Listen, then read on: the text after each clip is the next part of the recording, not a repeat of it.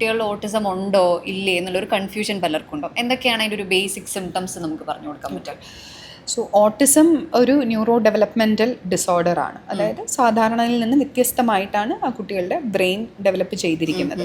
ഇത് കൂടുതലും കാണുക കമ്മ്യൂണിക്കേഷനിലാണ്. കമ്മ്യൂണിക്കേഷൻ, അതായത് verbal and non verbal communication പ്രശ്നമായിരിക്കും ഈ കുട്ടികളിൽ. വെർബൽ എന്ന് വെച്ചാൽ നമ്മുടെ സംസാരം, അവർക്ക് സ്പീച്ച് ഡിലേ ഉണ്ടാവാം. ഓക്കെ. പിന്നെ അതേപോലെ നോൺ വെർബൽ കമ്മ്യൂണിക്കേഷനും, അതായത് ഇപ്പോൾ നമ്മൾ സംസാരിക്കുമ്പോൾ കണ്ണ് നോക്കി സംസാരിക്കുന്നു, നമ്മൾ ജെസ്റ്റേഴ്സ് ഉപയോഗിക്കുന്നു, ഒരു ഗിവ് ആൻഡ് ടേക്ക് ആണല്ലോ കമ്മ്യൂണിക്കേഷൻ. ആ ഒരു ആസ്പെക്റ്റ് അവരിൽ നിന്ന് കുറച്ച് കുറവായിരിക്കും ഈ കുട്ടികളിൽ. സോ അവർക്ക് ഐ കോണ്ടാക്ട് കുറവായിരിക്കാം. ഓക്കെ. നമ്മൾ അവരെ പേര് വിളിക്കുമ്പോൾ അവർ റെസ്പോണ്ട് ചെയ്യില്ല. വീണ്ടും അവർക്ക് കേൾവിക്ക് പ്രശ്നമൊന്നും ഉണ്ടാവില്ല. ഓക്കെ, ചെറിയ സൗണ്ട് കേട്ടാലൊക്കെ റെസ്പോണ്ട് ചെയ്യും. പക്ഷെ അവരുടെ പേര് വിളിക്കുമ്പോൾ അവരൊരു ശ്രദ്ധ തരില്ല. പിന്നെ ഒരു എന്താ പറയുക, ഇപ്പോൾ കുട്ടികളാവുമ്പോൾ അവർ എന്തെങ്കിലും ഇൻട്രസ്റ്റിംഗ് ആയിട്ട് കാണുമ്പോൾ അവർ വന്ന് നമ്മളെ വളരെ എക്സൈറ്റഡ് ആയിട്ട് വന്ന് കാണിക്കും. അതല്ലെങ്കിൽ അവർക്ക് ഇഷ്ടമുള്ള എന്തെങ്കിലും ഉണ്ടെങ്കിൽ നമ്മളെ കാണിക്കും, അല്ലെ അവർ വരച്ച പടവോ എന്തെങ്കിലും, if they find something fascinating. അപ്പോൾ അങ്ങനത്തെ കാര്യങ്ങളൊക്കെ ഇവർക്ക് കുറച്ച് കുറവായിരിക്കും. ഓക്കെ, ഒരു ജോയിന്റ് അറ്റൻഷൻ കുറവായിരിക്കും. അതായത് അവർക്ക് ഇൻട്രസ്റ്റിംഗ് ആയിട്ടുള്ള കാര്യങ്ങൾ നമ്മൾ കൊണ്ടൊന്ന് കാണിക്കണം എന്നില്ല. അവർക്ക് വേണ്ടുന്ന കാര്യങ്ങൾ അവരുടെ കൈ ചൂണ്ടി പോയിന്റ് ചെയ്യണം എന്നില്ല. പൊതുവേ നമുക്ക് തോന്നും ശരി ഇവർക്ക് ഹിയറിംഗ് പ്രശ്നമുണ്ടോ എന്നൊക്കെ നമുക്ക് ഡൗട്ട് തോന്നാം. പക്ഷേ ഹിയറിംഗ് ഒക്കെ ഓക്കെ ആയിരിക്കും. അവർക്ക് സ്പീച്ച് ഡിലേയും അതേപോലെ ഈ കമ്മ്യൂണിക്കേഷൻ ഡെഫിസിറ്റുമാണ് കൂടുതൽ. അതോടൊപ്പം വേറെ കുറച്ച് റിപ്പറ്റീവ് ആയിട്ടുള്ള മൂവ്മെന്റ്സും, അതായത് ചില കുട്ടികൾ ഇപ്പോൾ ഇങ്ങനെ കറങ്ങിക്കൊണ്ടേയിരിക്കും, അതല്ലെങ്കിൽ ഇങ്ങനെ ടോയ്സ് അടുക്കി വെക്കും. എന്തെങ്കിലും ഒരു പെർട്ടിക്കുലർ ടോയ്സിനോടോ പെർട്ടിക്കുലർ ആയിട്ടുള്ള ചില ഒബ്ജക്ട്സിനോടോ അവർക്കൊരു ഫിക്സേഷൻ ഉണ്ടാവാം. അതേ സാധനം വെച്ച് തന്നെ കളിക്കണം അങ്ങനെ. സോ അതെല്ലാം ഒരു റിപ്പറ്റീവ് ബിഹേവിയേഴ്സിൻ്റെ. പിന്നെ വേറെ കുട്ടികൾക്ക് ചിലപ്പോൾ ഇപ്പോൾ ഹാൻഡ് ഫ്ലാപ്പിംഗ്, കൈ ഇങ്ങനെ അടുക്കിയായിരിക്കും, കൈ ഇങ്ങനെ വിരൽ വെച്ചിട്ട് കണ്ണിൻ്റെ മുമ്പിൽ കൂടി ഇങ്ങനെ മൂവ് ചെയ്യും. അങ്ങനെ ഒരു റിപ്പറ്റീവ് ആയിട്ടുള്ള ചില ആക്ഷൻസ് ഒക്കെ അവരുടെ ഒരു ബിഹേവിയറിൻ്റെ ഭാഗമാണ്. ഇങ്ങനെയാണ് നമ്മൾ ഓട്ടിസം ഐഡൻറ്റിഫൈ ചെയ്യുന്നത്. ശരി. അപ്പോൾ ഈ ഓട്ടിസം നമുക്ക് കംപ്ലീറ്റ്ലി ക്യൂർ ചെയ്യാൻ പറ്റുന്ന ഒരു കാര്യമാണോ? അതിൽ ട്രീറ്റ്മെൻറ്റ് എത്രത്തോളം ഇമ്പോർട്ടൻ്റ് ആണ് കുട്ടികളിൽ? സോ ഓട്ടിസം എന്ന് പറയുമ്പോൾ അത് അതിൻ്റെ ഏർലി ഐഡൻറ്റിഫിക്കേഷൻ വളരെ ഇമ്പോർട്ടൻ്റ് ആണ്. ഓക്കെ, നമുക്ക് മുമ്പ് പറഞ്ഞ പോലെ ഒരു 5-6 ഇയേഴ്സ് വരെയാണ് നമ്മളുടെ ബ്രെയിൻ ഏറ്റവും കൂടുതൽ വളരുന്നതും നമ്മുടെ സ്പീച്ച് ഏറ്റവും ഇംപ്രൂവ് ചെയ്യുന്നതും. അപ്പോൾ ഈ ഒരു സമയത്തിനുള്ളിൽ തന്നെ 5-6 ഇയേഴ്സ് വരെ ഒന്നും വെയിറ്റ് ചെയ്യാൻ പാടില്ല. ആസ് ഏർലി ആസ് പോസിബിൾ നമ്മൾ ഐഡൻറ്റിഫൈ ചെയ്യണം. ഒരു 2 ഇയേഴ്സിനൊക്കെ മുമ്പ് തന്നെ ഐഡൻറ്റിഫൈ ചെയ്ത് തെറാപ്പി സ്റ്റാർട്ട് ചെയ്ത് കഴിഞ്ഞാൽ ഓട്ടിസത്തിൽ നല്ല റെസ്പോൺസ് കാണാറുണ്ട്. തെറാപ്പിയാണ് അതിൻ്റെ main treatment, behavioural therapy. So അങ്ങനെ ചെയ്ത് കഴിഞ്ഞാൽ അവരുടെ സ്പീച്ചും ഒക്കെ.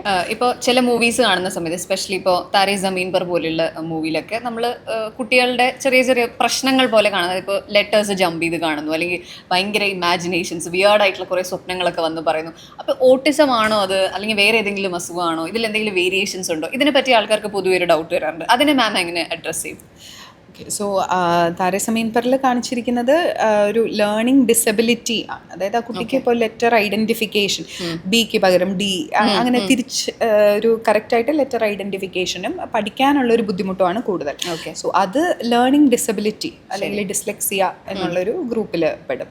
അപ്പോൾ അവർക്ക് ഒരു ഓട്ടിസത്തിൻ്റെ ഭാഗമല്ല, ഇതെല്ലാം ബ്രെയിനിൻ്റെ ഒരു അബ്നോർമൽ ആയിട്ടുള്ള ഡെവലപ്മെൻറ്റൽ ഡിസോർഡറിൽ പെടുന്നതാണ്. പക്ഷെ ആ കുട്ടികൾക്ക് അവരുടെ ഇൻ്റലിജൻസ് ഒക്കെ ഓക്കെ ആയിരിക്കും, പക്ഷേ ഒരു വായിക്കാനും ഒരു എഴുതാനും ലെറ്റർ ഐഡന്റിഫിക്കേഷനും ഒക്കെ ഉള്ള ഒരു ബുദ്ധിമുട്ടാണ് അവർക്ക് കൂടുതൽ ഉണ്ടാവുക. ഓക്കെ, ശരി. ചില കുട്ടികൾ എപ്പോഴും പറഞ്ഞു കേൾക്കാറുണ്ട് ഇവനെല്ലാം സ്ലോ ആണ്, അല്ലെങ്കിൽ ഇവളെല്ലാം സ്ലോ ആയിട്ടാണ് ചെയ്യുന്നത് എന്നുള്ളത്. അതിൽ എത്രത്തോളം നമ്മൾ പേടിക്കേണ്ട കാര്യമുണ്ട്? ഓക്കെ, എല്ലാം സ്ലോ ആയിട്ട് ചെയ്യുമ്പോൾ പേരൻസ് ചിലപ്പോൾ അവർ പറയുക ഇവൻ കാര്യങ്ങൾ കറക്റ്റ് സമയത്ത് ചെയ്തിട്ടില്ല എന്നായിരിക്കും, അല്ലേ? അതായത് ഇപ്പോൾ ഇരിക്കുന്ന സമയത്ത് അവർ ഇരുന്നിട്ടില്ല, അങ്ങനത്തെയുള്ള കംപ്ലയിൻസ്. അത് നമ്മൾ ശ്രദ്ധിക്കേണ്ടുന്ന ഒരു കൺസേൺ ആണ്. ഇപ്പോൾ ഒരു കുട്ടി ജനനം തൊട്ടിട്ട് ഓരോ സമയത്തും ഇന്ന കാര്യം ചെയ്യണം എന്നുണ്ട്. ഓക്കെ, അപ്പോൾ ഒരു 2 months, ഒരു 1 month ആകുമ്പോൾ തന്നെ കുഞ്ഞ് പാല് കുടിക്കുന്ന സമയത്ത് അമ്മയുടെ മുഖത്തോട്ട് നോക്കും. ഒരു 2 മാസം ആകുമ്പോഴത്തേക്ക് മുഖത്ത് നോക്കി ചിരിക്കാൻ തുടങ്ങും. ഒരു 3 തൊട്ട് 4 മാസത്തിന്റെ സമയമാകുമ്പോൾ കഴുത്തുറച്ചു തുടങ്ങും. 5-6 മാസം ആകുമ്പോഴത്തേക്ക് കമന്ന് വീഴാൻ തുടങ്ങും. കമന്ന് വീണ് കൈകുത്തി തല പൊക്കി നിൽക്കാൻ തുടങ്ങും. ഒരു 6 മാസം കഴിയുമ്പോൾ, 6 തൊട്ട് 8 മാസം വരെയുള്ള സമയത്ത് കുഞ്ഞ് ഇരിക്കാൻ തുടങ്ങും. ആദ്യം സപ്പോർട്ടോട് കൂടി, പിന്നെ സപ്പോർട്ട് ഇല്ലാണ്ട്. ഒരു 9 മാസമൊക്കെ ആകുമ്പോഴാണ് ആൾ പിടിച്ച് നിൽക്കാൻ തുടങ്ങും. സോ ഇതിനകത്തൊക്കെ എന്തെങ്കിലും ഡിഫക്റ്റ് ഉണ്ടെങ്കിൽ അത് കാണിക്കുന്നത് ഒന്നെങ്കിൽ തലച്ചോറിൻ്റെ ബുദ്ധിമുട്ടോ അതല്ലെങ്കിൽ താഴോട്ടുള്ള നമ്മുടെ മസിലിൻ്റെയോ ഞരമ്പുകൾക്കോ ഒക്കെ എന്തെങ്കിലും ബുദ്ധിമുട്ടുണ്ടോ എന്നുള്ളത് ശ്രദ്ധിക്കാനുണ്ട്. അതല്ലാണ്ട് തന്നെയും ചില കുട്ടികൾ ഇപ്പോൾ തൈറോയിഡ് പ്രശ്നങ്ങൾ അല്ലെങ്കിൽ അയൺ ഡെഫിഷ്യൻസി, നമുക്ക് ആവശ്യമായിട്ടുള്ള തലച്ചോറിൻ്റെയൊക്കെ പ്രവർത്തനത്തിന് ആവശ്യമായിട്ടുള്ള ന്യൂട്രിയൻസ് ഉണ്ട്. സോ അതിൻ്റെ ഡെഫിഷ്യൻസീസ്, അതിൻ്റെ കുറവുകൾ വന്നാലും ഈ കുട്ടികൾക്ക് ഡിലേ ഉണ്ടാവാം. അപ്പോൾ ഇങ്ങനെ ഡെവലപ്മെന്റൽ ഡിലേ ഇതിനാണ് നമ്മൾ ഡെവലപ്മെന്റൽ ഡിലേ എന്ന് പറയുന്നത്. അതായത് ചെയ്യേണ്ടുന്ന ഒരു ടൈം ഫ്രെയിമിനുള്ളിൽ ചെയ്യുന്നില്ല, അവർ ആ മൈൽ സ്റ്റോൺസ് അറ്റൈൻ ചെയ്യുന്നില്ല. അപ്പോൾ അങ്ങനത്തെ ഉള്ള കുട്ടികളെ നമ്മൾ ഡീറ്റെയിൽഡ് ആയിട്ട് തന്നെ പരിശോധിക്കും. എന്താണ് പ്രശ്നം, ഇത് തലച്ചോറിലാണോ അതോ താഴോട്ടുള്ള സ്പൈനൽ കോഡിലോ അതല്ലെങ്കിൽ മസിലിലോ നെർവിലോ എവിടെയാണ് പ്രശ്നം എന്ന് കണ്ടുപിടിക്കാൻ ശ്രമിക്കും. വേറെ എന്തെങ്കിലും നമുക്ക് പെട്ടെന്ന് തന്നെ ചികിത്സിച്ച് മാറ്റേണ്ടതായിട്ടുള്ള കാര്യങ്ങൾ, ഇതേപോലെ തൈറോയിഡ് പ്രശ്നങ്ങളോ അങ്ങനെ എന്തെങ്കിലും ഉണ്ടോ എന്നുള്ളത് നോക്കേണ്ടതായിട്ടുണ്ട്. ഓക്കെ, ഇപ്പം നമ്മൾ ഡിലേ എന്ന് പറഞ്ഞ പോലെ തന്നെ ഫാസ്റ്റ് ആയിട്ട് ചെയ്യുന്നവരും ഉണ്ടാവില്ലേ, അങ്ങനത്തെ കേസുകൾ വരാറുണ്ട്. അതായത് എല്ലാം കുറച്ച് കൂടുതലാണ് അല്ലെങ്കിൽ എല്ലാം പെട്ടെന്ന് ചെയ്യുന്നു, ഒരു 2 വയസ്സിലുള്ള കുട്ടികൾ ചെയ്യുന്ന കാര്യങ്ങളല്ല ചെയ്യുന്നത്, അങ്ങനെ ഒപ്പിയിൽ വരാറുണ്ടോ? അങ്ങനെ പേരൻസ് പറയാറുണ്ട്, പക്ഷെ അതൊരു വലിയ പ്രശ്നമായിട്ട് തോന്നാറില്ല. കാരണം നമ്മളിപ്പോഴും ഡെവലപ്മെന്റൽ മൈൽ സ്റ്റോൺസ് എന്ന് പറയുന്ന ഒരു റേഞ്ചിലാണ് പറയുക. ഓക്കെ, ഇപ്പം 3 മാസത്തിൽ തന്നെ കഴുത്തുറക്കണം എന്നില്ല, ഒരു 3 to 4 months ഇടയിൽ. അപ്പോൾ ചില കുട്ടികൾക്ക് അതിന് മുമ്പ് കുറച്ച് സ്റ്റഡി ആയിട്ട് വന്നേക്കാം. ചില കുട്ടികൾ 8 മാസത്തിൽ തന്നെ ചിലപ്പോൾ പിടിച്ചു നിൽക്കാനും പിടിച്ചു നടക്കാനുള്ള ശ്രമം തുടങ്ങും. അതൊക്കെ ഒരു നോർമലിന്റെ വിവിധ റേഞ്ചുകളാണ്. നമ്മൾ ഡെവലപ്മെന്റ് പറയുമ്പോൾ എപ്പോഴും അതൊരു റേഞ്ചിലാണ് പറയുക. എപ്പോഴും നമ്മൾ കൺസേൺഡ് ആവേണ്ടത് അത് സ്ലോ ആവുമ്പോഴാണ്. ഓക്കെ, ആൻഡ് ഇപ്പം ഭയങ്കര ഹൈപ്പർ ആക്റ്റീവ് ആയിട്ടുള്ള കുട്ടികൾ പലരുടെയും ഒരു പ്രശ്നമാണ്, വീട്ടിലൊരു വലിയൊരു പ്രശ്നമായിരിക്കും അത്. ആൻഡ് നമ്മളിപ്പോഴും പറയാറുണ്ട് ഡ്രംസിന് കൊണ്ടുപോയി ചേർക്കുക അല്ലെങ്കിൽ ബോക്സിങ്ങിന് കൊണ്ടുപോയി ചേർക്കുക, അവരുടെ എനർജി എവിടെയെങ്കിലും കൊണ്ട് ഡിസിപ്പേറ്റ് ചെയ്യട്ടെ എന്ന് പറയാറുണ്ട്. പക്ഷെ അത് ശരിക്കും വർക്ക് ആവാറുണ്ടോ കുട്ടികളുടെ കാര്യത്തിൽ? സോ ഹൈപ്പർ ആക്ടിവിറ്റി എന്ന് പറഞ്ഞ് ഏറ്റവും സാധാരണയായിട്ട് വരിക ഒരു 5 വയസ്സിൽ താഴെയുള്ള ഒരു 3-4 വയസ്സ് പ്രായമുള്ള കുട്ടികളിലാണ്. ഒരു 3 to 4 ഇയേഴ്സിലൊക്കെ കുട്ടികൾ പൊതുവേ ഹൈപ്പർ ആക്റ്റീവ് തന്നെയാണ്. ഓക്കെ, എസ്പെഷ്യലി ഇപ്പോൾ ആൺകുട്ടികൾക്ക് കുറച്ചുകൂടി ചിലപ്പോൾ എനർജി കൂടുതലായിരിക്കും. അത് ഒരു നോർമൽ ഇതായിട്ടാണ് നമ്മൾ സാധാരണയായിട്ട് കാണുന്നത്. ഒരു 5 വയസ്സിന് മേളിലായിട്ടും അവർ ഒട്ടും ഇരിക്കുന്നില്ല, വളരെ ഡിസ്റപ്റ്റീവ് ആണ്. അതായത് എല്ലാം ഇങ്ങനെ എന്താ പറയുക, അവർക്ക് ഇരിക്കാനേ പറ്റുന്നില്ല, ഇങ്ങനെ ഓടിച്ചാടി നടക്കണം. ചിലർ നമ്മളിങ്ങനെ ഓൺ ദ ഗോ എന്ന് പറയും, അതായത് ഒരു ബാറ്ററി ഇട്ടിട്ട് വിടുന്ന പോലെ ആയിരിക്കും ചിലപ്പോൾ. അപ്പോൾ അങ്ങനെയൊക്കെ ഉണ്ട്. അതല്ലെങ്കിൽ ഒന്നിലും ശ്രദ്ധിക്കാൻ പറ്റുന്നില്ല, ഒരിടത്തിരുന്ന് ഒരു 5 minutes കൂടുതൽ അവിടെ ഇരിക്കുന്നില്ല, പെട്ടെന്ന് ഓടി നടക്കുന്നു, ബാക്കി കുട്ടികളെ പോയിട്ട് ഉപദ്രവിക്കുന്നു. ഇമ്പൾസിവിറ്റി, പെട്ടെന്ന് എന്തെങ്കിലും ദേഷ്യം തോന്നുമ്പോൾ എന്തെങ്കിലും സാധനം എടുത്തെറിയുന്നു. ഇതൊക്കെ ഒരു പ്രോബ്ലം തന്നെയാണ്. ഇതെല്ലാം ADHD, attention deficit hyper activity disorder, അതിന്റെ ഭാഗമായിട്ട് കാണുന്ന സിംറ്റംസ് ആണ്.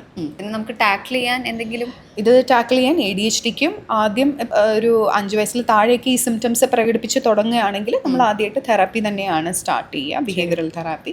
അതിന് മുകളിലാണെങ്കിൽ ചില കുട്ടികൾക്കെങ്കിലും നമുക്ക് മെഡിസിൻസ് ഒക്കെ കൊടുക്കേണ്ടി വരും, കാരണം ഒട്ടും അവർ തെറാപ്പിക്ക് പോലും പോയി ഇരിക്കില്ല.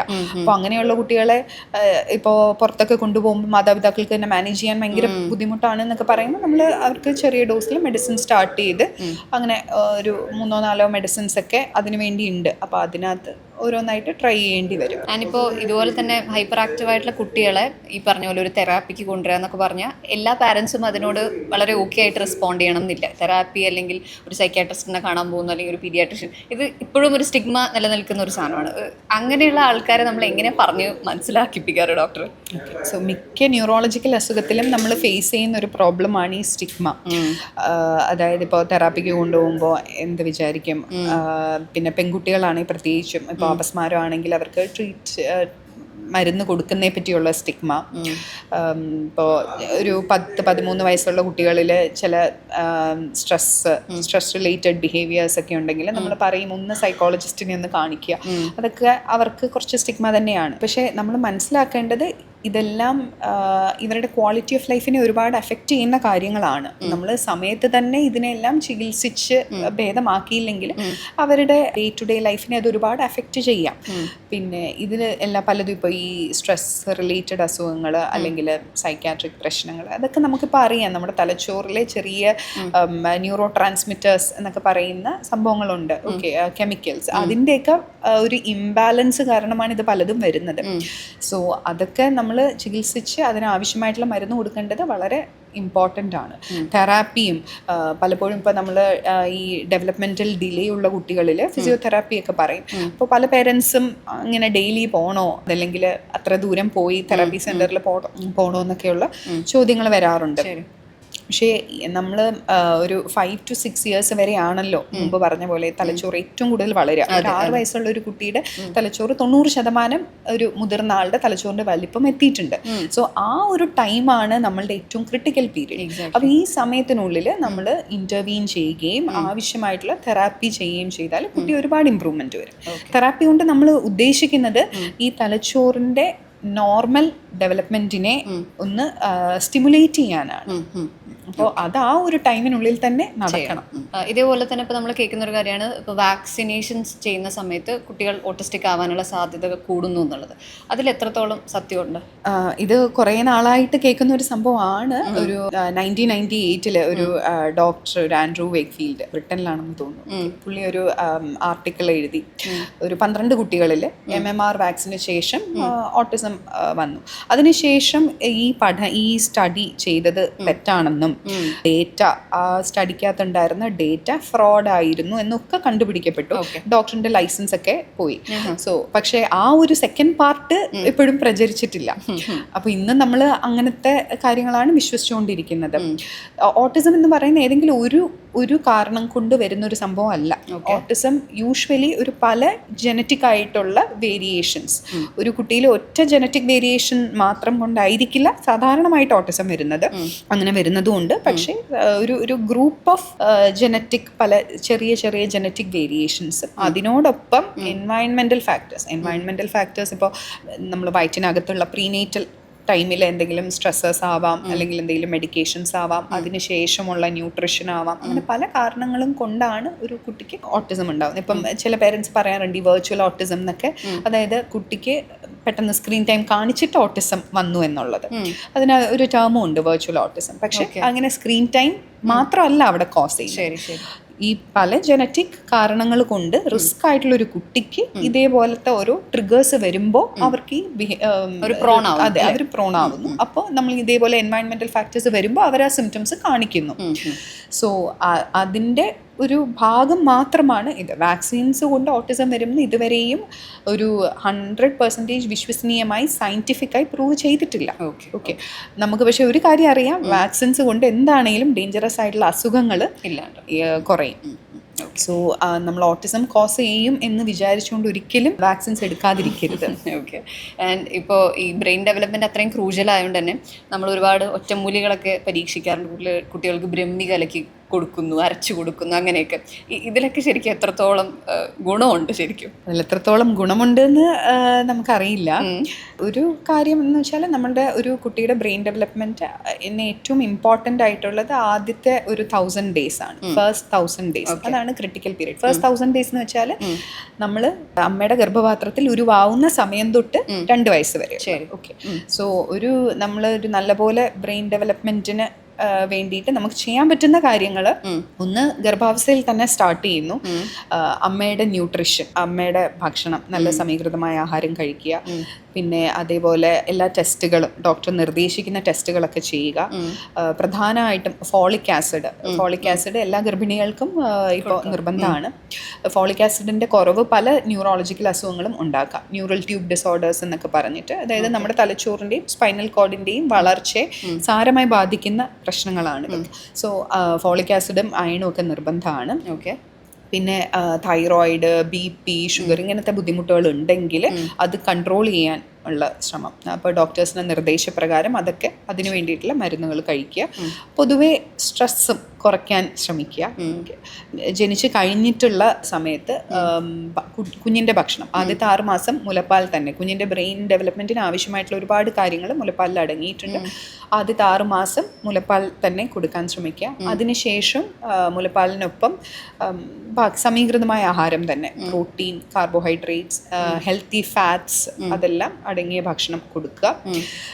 ഇതേപോലെ കുഞ്ഞിന് ഭക്ഷണത്തോടൊപ്പം വേണ്ടുന്ന വേറൊരു കാര്യമാണ് ഒരു മെൻ്റൽ സ്റ്റിമുലേഷൻ. അതായത് കുട്ടിയോട് സംസാരിക്കുക, കുട്ടിക്ക് കൂടുതൽ ഒരു എക്സ്പോഷർ കൊടുക്കുക ലാംഗ്വേജിനോടും, കുട്ടിയോട് ക്വാളിറ്റി ടൈം സ്പെൻഡ് ചെയ്യുക, ഒരു ലവിങ് ആയിട്ടുള്ളൊരു ഹോം എൻവയൺമെൻറ്റ്. ഇതൊക്കെയാണ് ബ്രെയിൻ ഡെവലപ്മെൻറ്റിന് ഏറ്റവും പ്രധാനം. ഓക്കെ.